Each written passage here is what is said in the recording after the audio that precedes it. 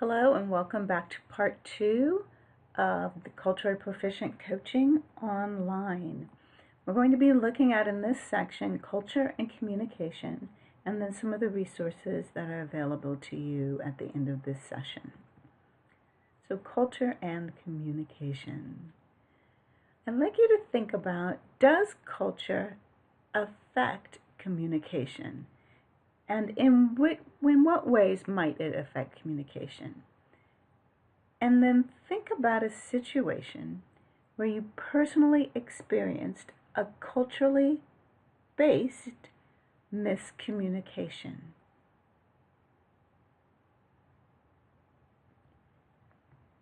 Now go ahead and stop the video and then go to the forum that is labeled Cultural Miscommunications and share a little bit about that situation where you personally experienced that culturally based miscommunication, and comment on one other person's experience.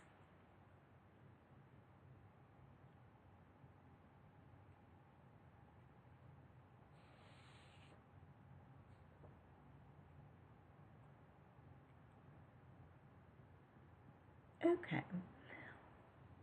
Well, to understand how we might have those communication miscommunications or issues, we're going to take a look at one of the many models of communication, and this is Berlow's model of communication. And I'd like you to think, as we're going through each of the parts of this model, think about the impact that culture may have on each of these parts, and also notice or recognize all of the different places in which a message might be either miscommunicated or misinterpreted. So when we think about a communication or the act of communication, we start by looking at the source. The source is the sender, the person who has a message that they want to get across to someone else. And that source has communication skills. They have either the ability to get a point across effectively and while impacting the listener, or they may have very poor communication skills. The source also has an attitude. And how many of you have ever listened to somebody give you information, and you know it's good information, you know it's important information, but there's just something about the attitude of the speaker that rubs you wrong? There's just something about that person that you don't really like, and therefore you have a very difficult time receiving that information. The third part that has to do with the source, the person, the sender of the information, is their knowledge. And so we've all been in situations where we've listened to somebody speak and thought, wow, that person is incredibly knowledgeable in this topic. And then in other situations where we thought, I don't think this person has a clue. And so knowledge is an important component within this context of communication and getting a message across. Then the social system has to do with the audience and their culture or their beliefs.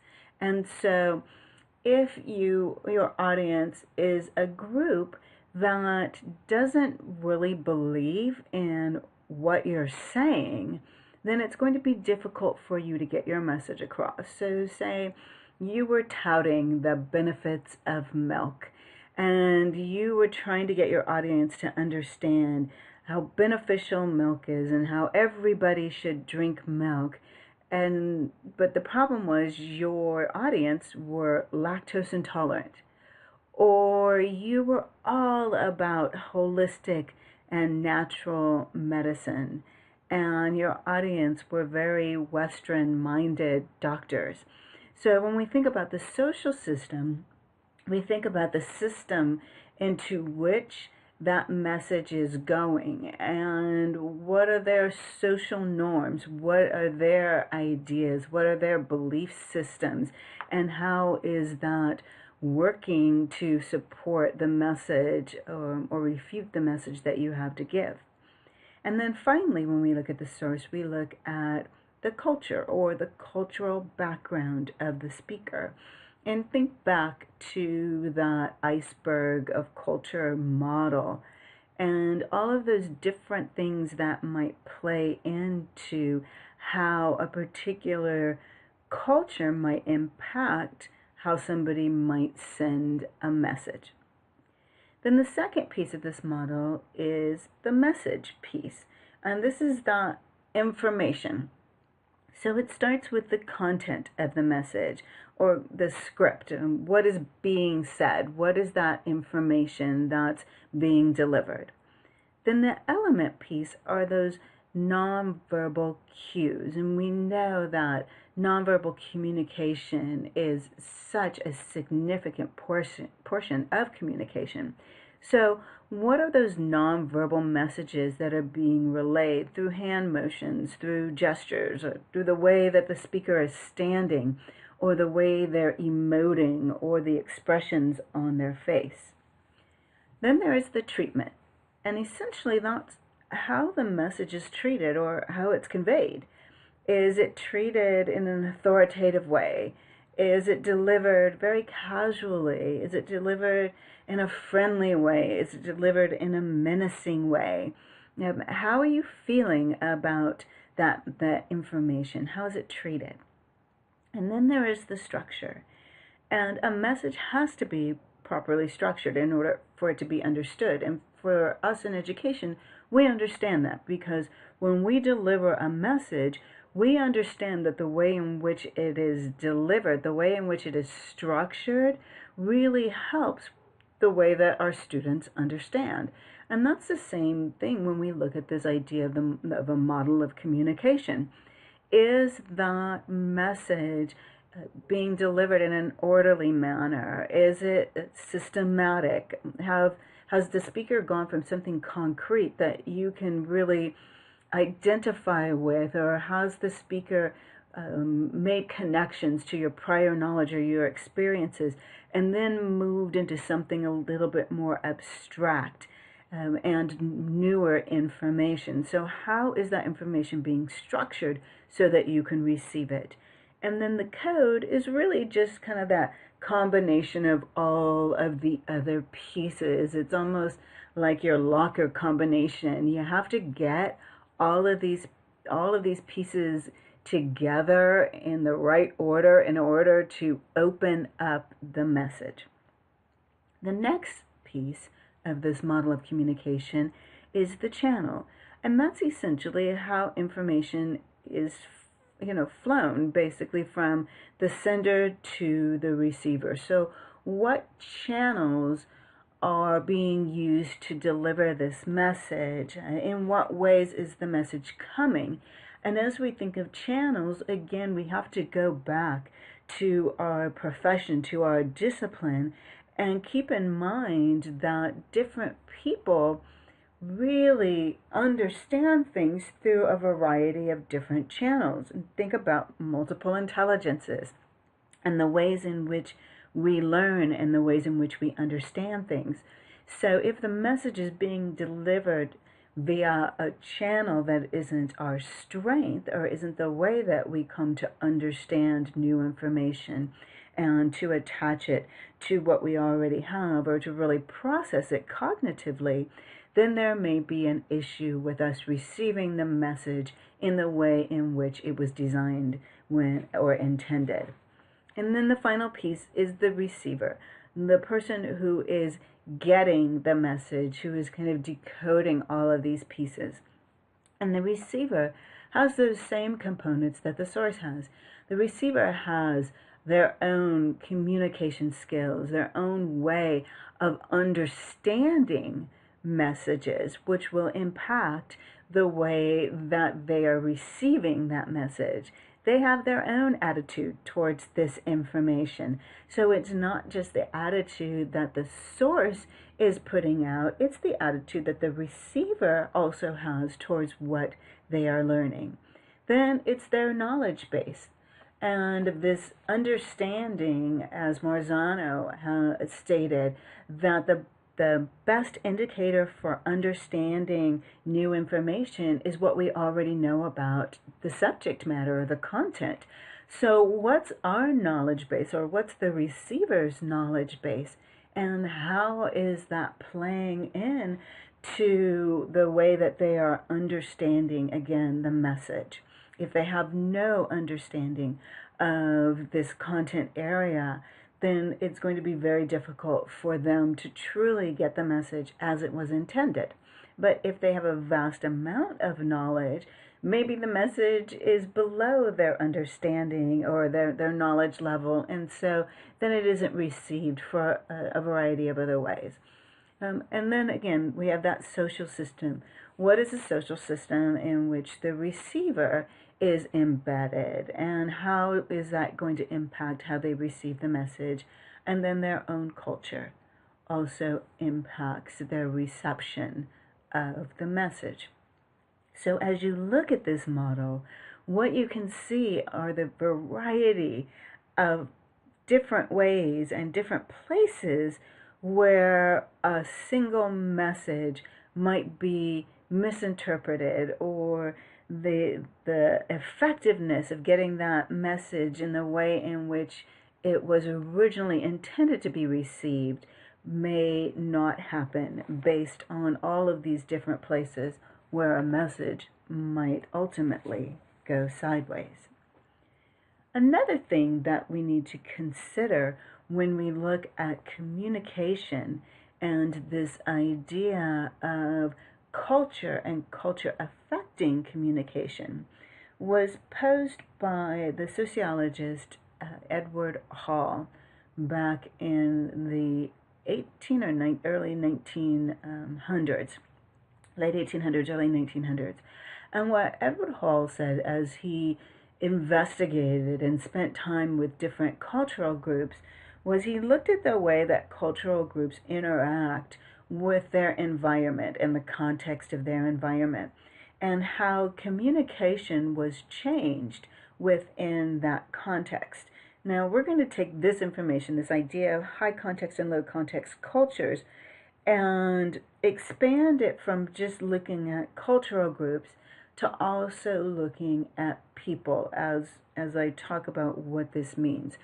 So what Edward Hall said was that people tend to come from groups that are either high context, that interact on higher levels with what is in their context and what is around them, versus people who, and groups, cultural groups that come from low context, what he titled low context cultures, which means that these are groups or individuals who don't have that much interaction with the context when they communicate. So to clarify this, and what I think are slightly more simplistic terms, if you are from either a high context cultural group, or you individually are more high context, and please also recognize that this is a continuum and that you could fall anywhere on this continuum, and also it is a fluid continuum, so you might be high context in some situations and lower context in others. But if you are on the higher context end, then for you, you are what we call people-oriented. So the person or people and relationships are more important than the task. If you are on the other end of the spectrum, then you are what we call task-oriented. So the task and completing that task is of the greatest importance. It takes precedence over your interactions on a more interpersonal level. So human interactions then for you are more functional. So for example, high context people are the people who, when you run into them, remember everything that you've told them. They ask you, how's your mother? What happened since the last time we talked? And how are you doing? And what's going on? And they're all about you and about the relationship. And then if they had something that they needed to talk to you about that was more task oriented, that comes after catching up with you and talking to you and interacting with you. On the other end of the spectrum, low context people, the task is of the utmost importance. And the best way I can share or illustrate this is through a personal illustration. So years ago, I was running a school-wide reading program, and when I taught for LAUSD, I taught in the South, it wasn't that, it was some other district number at the time, but in South Central Los Angeles, South LA. And so most of both our teachers and our students were very diverse, with a great population of our teachers being of Latin American heritage, and our students also. And then the rest being predominantly African American heritage. But one morning, before school started, I saw one of the teachers who I needed to speak to because I needed to talk to her about one of her students and how that student was doing in the reading program that we were using on campus at that time. And so I flagged her down and I ran across campus, and they said, Miss Orozco, Miss Orozco.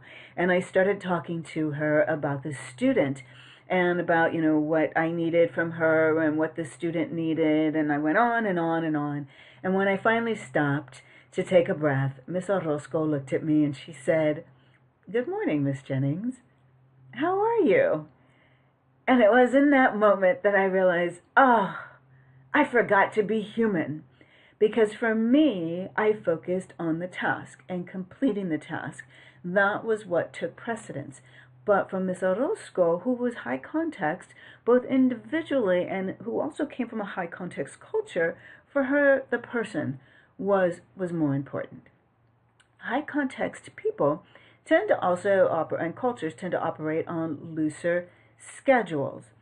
Whereas low context tend to operate on more fixed schedules. So if you're high context and you're talking to someone and you have an appointment, for you, most times that appointment can wait because you're having this enjoyable conversation and the person is of utmost importance. If you are low context and you're having an enjoyable conversation with somebody and yet you have an appointment, you will most likely say something to the effect of, "It's been so great catching up with you. I'm so sorry that I have to cut our conversation short, but I have an appointment." And in your head, you are thinking, and if I am not 10 minutes early, then I am essentially late. So we look at this as the real, very obvious differences between high context and low. High context cultures display harmony with others. They're people. Low context cultures tend to have a lower social rhythm. Once again, they are more task-oriented and those human interactions are functional. High context cultures and individuals, intuition informs knowledge and behavior. Before they do something new, they really think about how they're feeling and their intuitions, and they talk to other people and they ask other people what they think. Low context cultures, knowledge tends to be more analytical. So they do a lot of research and they may ask somebody else based on what the expertise level that they attach to that person based on whatever knowledge they are trying to seek. High context cultures, feelings are very important. People are very important. In low context cultures, behavior is a bit more unpredictable. It's not that feelings are unimportant. It's once again that for them, that immediate focus goes towards the task. And so their behavior may be a little bit unpredictable. So one of the things that I say to my university students is when they send me an email, Some of them are so sweet, so they're so high context, and they say, "Oh, professor, professor, how are you? I hope you're having a great week. I, really loved the content that we covered last week, and it's made a lot of sense in the classroom setting." And they go on and on and on, and then they get to whatever they had emailed me about. Well, for me, being extremely low context, what I see is whatever they asked me about. I see that this student wrote an email and they needed an answer to a question. And so in my head, I need to answer this question, give the student this information that they need as quickly as possible so that they can get what they need to be successful in whatever they are trying to be successful in. So occasionally, I will just quickly answer the question and hit send. On occasion, I will remember to be human. I will say thank you for, enjoying the last lecture and for letting me know how well that's worked through. I hope everything's well for you. And then I answer their question, and then I tell them to have a great day, and I hit send. That's not always the case. So my students who have been well trained in high and low context cultures have also been told to not get their feelings hurt if I tend to get right to the point. High context cultures also have very clear status distinctions. Within the culture, you can tell who the elders are.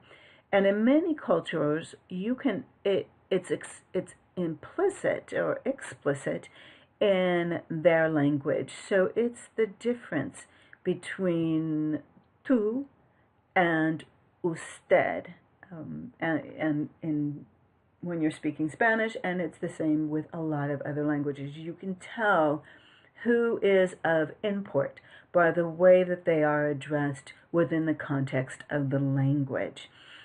In low context cultures, status is a lot more subtle. Sometimes you really can't tell those status distinctions because of the way that people interact with one another.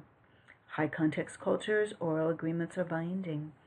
You said it. I trust you as another human being. I trust that you will go through with it. Low context cultures, if it's not in writing, it doesn't exist.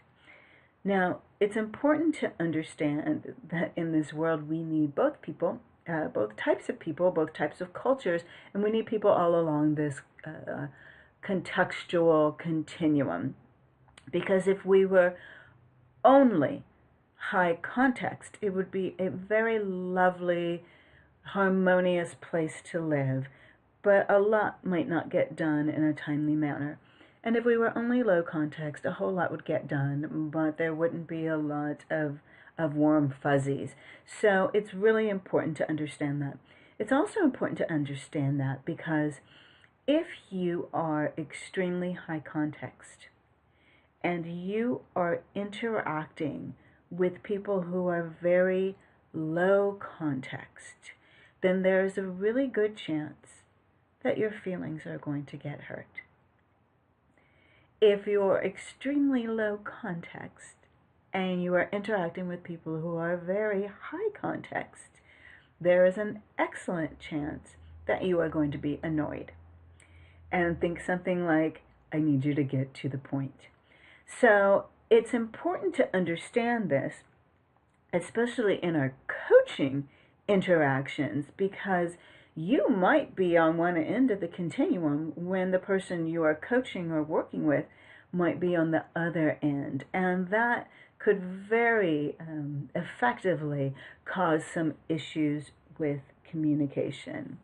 And I'm sure that as you listen to this, because every time I give this in a professional development training or in a lecture, I have participants who say, yes, I know people, and I can think of times when I've had these interactions, and that seems like that was exactly what was going on.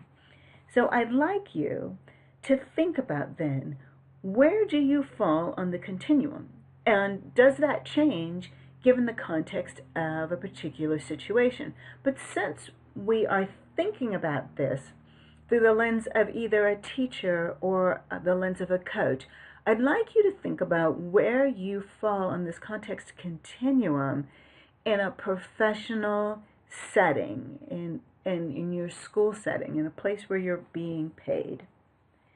And then I would like you to go to your participant answer sheet, and under the section that says high context, low context cultures, I'd like you to describe an interaction that you had with someone who was on the other end of that continuum. So go ahead and pause your video at this time. And once again, on your answer sheet or your answer packet, you are describing an interaction. You're describing where you fall in the continuum and an interaction with someone who falls on the other end of the continuum.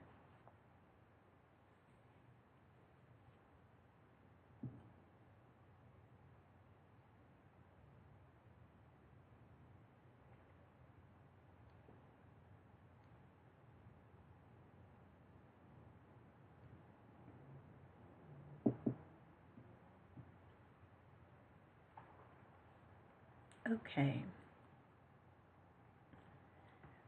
So the next thing that you're going to do is you're going to return to Google Classroom and complete the putting it into practice assignment. So what's happening here is you're looking at some coaching in the cultural context vignettes. There are 3 vignettes, and you're going to read through the vignettes, and then you're going to select one and reflect on it as a coach. So you need to be looking at this through the coaching lens.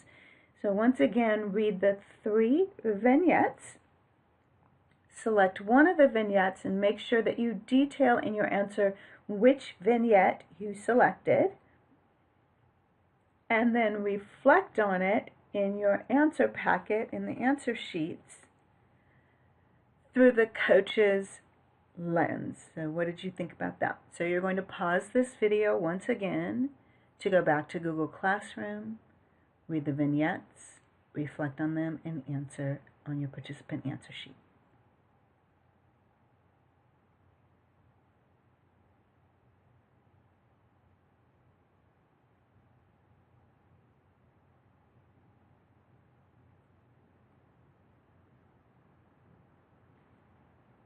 Okay. So we're kind of in the wrapping up piece here. I'd like you to think about the information that we covered today, and I know it was a lot of information, but consider, how might the development of cultural awareness, empathy, and competence better serve both our students and those we coach? And how might you get to a higher level of cultural competence? So one of the things that I keep talking about is the cultural competence book list, and this is actually a truncated version of the book list that is part of the reading for my diversity and social justice courses that I teach.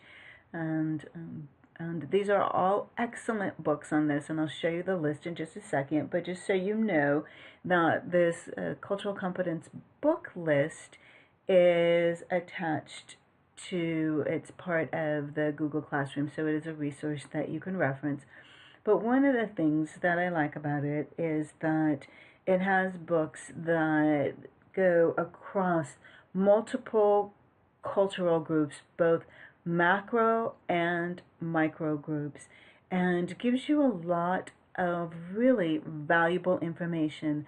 Some of these books are books that are research based, so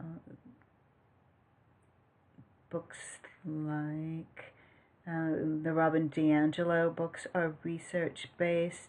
The Delpit books are research-based. Here's Bad Boys, which is also research-based. The New Jim Crow by Michelle Alexander, also research-based. Excellent books to read. Then there are also books that give you information as a professional. So like Gary Howard's We Can't Teach What We Don't Know, and Growing Up White, Veteran Teachers reflects on racism. Those are some great books. Laroe has excellent books. And then there are books that are biographies that really allow you that opportunity to walk in the shoes of somebody from a different culture. So you begin to see some of these books in here with Michelle Norris's Grace of Silence, Tressie McMillan Cottom's Thick and Other Essays, How Does It Feel to Be a Problem, Mustafa Bayoumi's Lady Q and the Rise and Fall of a Latin Queen, Jonathan Williams talking about his father's transitions. Roxy Gay's work talks about body imagery. Monster by Sayinka Shakur are all excellent books that give you that opportunity to walk in someone's shoes and to listen to their experiences. And I just realized that Ta-Nehisi Coates' work is not on this list, so I am remiss to have submitted this without that on here, but I will fix it before I upload the resource list. But any of Ta-Nehisi Coates' work also gives you that first-hand account experience of what it's like to be a part of the non-dominant culture. There are also some wonderful videos, and this one, It's Elementary, talking about gay issues in school. You'll want to look for the YouTube version that is the French version. So again, I will fix that on what I upload so that you can get the link to that. And then 13th on Netflix, which ties into Michelle Alexander's book, The New Jim Crow. Excellent work. Then there are books that, whether you are teaching history or not in a multiple subject classroom or a single subject classroom, these are books that I believe everyone needs to read so that we get a more accurate understanding of the misinformation that we received in our K through 12 education. And the first one is Lies My Teacher Told Me. Everything Your U.S. History Book Got Wrong by James Loewen. And any of James Loewen's work is excellent. The same with Howard Zinn. Any of Howard Zinn's work is absolutely spectacular. So it really gives you multiple perspectives of history and accurate history.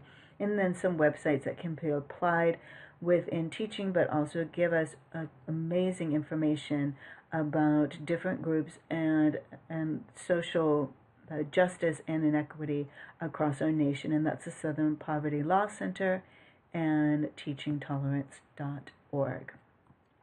So, in closing, some things that you need to know once you have completed all of the Coaching Institute sessions, and there should be one more after this, and prior to when NBC logs need to be turned in, you will get an email verifying that you have completed all the sessions, and then you should be able to, on, I believe, my PLN, print out a completion certificate.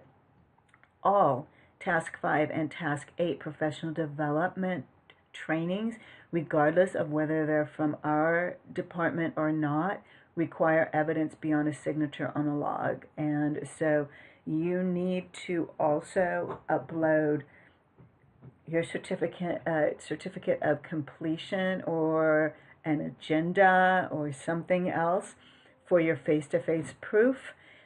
Otherwise, we will be asking for that once you've turned in your logs, and then your log may get held up, and that means your money might get held up. So make sure that you read through the requirements as to what is sufficient evidence for Task 5 and Task 8, and make sure that you turn that in.